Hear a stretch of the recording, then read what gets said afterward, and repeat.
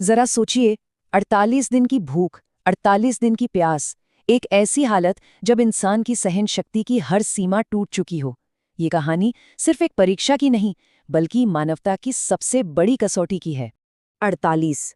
ये सिर्फ एक नंबर नहीं है। ये एक पूरे परिवार के लिए बिना अन्न जल के बीते हुए वो पल हैं जब सारी उम्मीदें दम तोड़ देती हैं।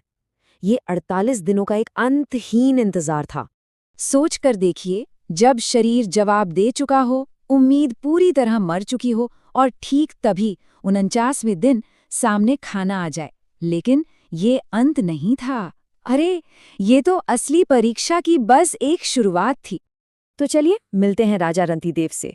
एक वक्त था जब वो एक चक्रवर्ती सम्राट थे, जिनके पास धन दौलत की कोई कमी नहीं थी। पर उन्होंने अपना सब कुछ दान कर दिया, और यही दानवीरता उन्हें विनाश के कगार पर ले आए। उनकी जिंदगी बस 3 सीधे साधे अटूट सिद्धांतों पर चलती थी। कोई भी दरवाजे पर आए, उसे देना है। किसी भी मेहमान को खाली हाथ नहीं लौटाना। उनका यही नियम, यही धर्म था, और इसी धर्म ने उनके परिवार को इस हाल में पहुंचा दिया था। एक सम्राट और उनका पूरा परिवार अब मौत के बिल्कुल करीब थे। 48 दिनों की भूख प्यास के बाद ना उनके पास राज था, ना धन, और ना ही जीने की कोई उम्मीद बची थी। और जब सारी उम्मीदें पूरी तरह से खत्म हो चुकी थीं, तभी एक चमत्कार हुआ। 49वें दिन की सुबह कुछ ऐसा हुआ जिसकी किसी ने कल्पना तक नहीं की थी। 48 दिनों की उस भयानक पीड़ा के बाद 49वें दिन की सुबह अचानक उनके सामने भोजन प्रकट हो गया। घी, खीर, हलवा, ये सिर्फ खाना नहीं था, ये तो जिंदगी थी, ये अमृत था। पूरा परिवार उस खाने को खाने के लिए बैठा ही था कि तभी दरवाजे पर किसी ने दस्तक दी। भूख की परीक्षा तो वो पास कर चुके थे, लेकिन असली परीक्षा तो अब शुरू होने वाली थी। एक के बाद एक 3 मेहमान आए, और हर एक ने उनकी इंसानियत को एक अलग ही लेवल पर परखा। पहला मेहमान एक ब्रह्मर्षि थे। उनकी आंखों में ठीक वही भूख चमक रही थी जो राजा और उनके परिवार को अंदर ही अंदर जला रही थी। राजा रंतिदेव ने एक पल भी नहीं सोचा, या शायद सोचा होगा, पर उनका फैसला अटल था। एक तरफ उनका अपना भूखा परिवार था और दूसरी तरफ एक भूखा अजनबी। उन्होंने अजनबी को चुना। उन्होंने कहा, अतिथि तो भगवान का रूप होते हैं, और खाने का एक बहुत बड़ा हिस्सा उस ऋषि को बड़े सम्मान के साथ दे दिया। ऋषि तो चले गए, परिवार ने जैसे ही बचा हुआ खाना आपस में बांटने के लिए हाथ बढ़ाया ही था कि दरवाजे पर फिर से दस्तक हुई। इस बार एक बेहद गरीब आदमी खड़ा था, और रंतिदेव ने बचा हुआ सारा का सारा ठोस भोजन उसे दे दिया।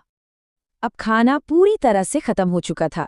उनके पास सिर्फ एक चीज बची थी, जो जिंदगी और मौत के बीच का आखिरी फासला थी।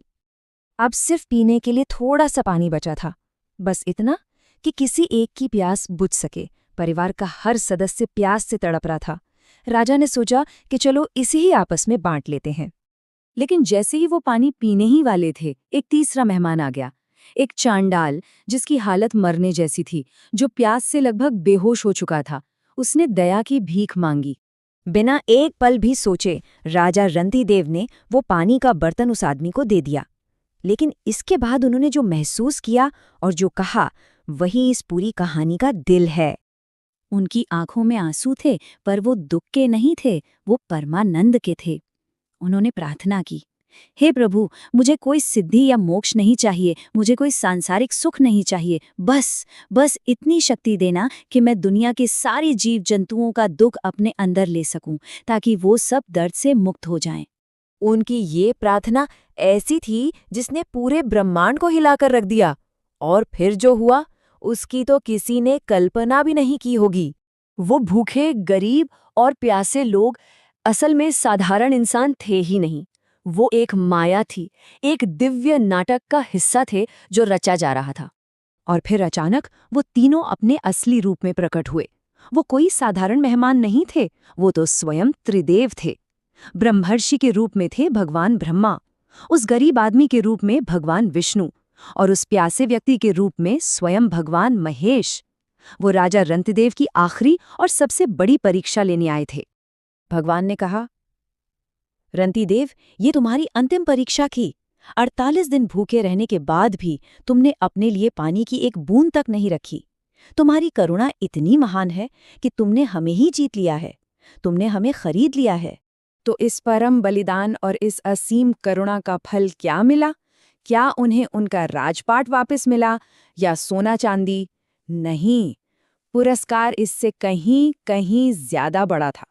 भगवान ने रंतीदेव और उनके पूरे परिवार को परमधाम प्रदान किया, यानी कि मोक्ष। उन्होंने सांसारिक दुखों से हमेशा हमेशा के लिए मुक्ति पाली और अनंत आनंद को प्राप्त किया।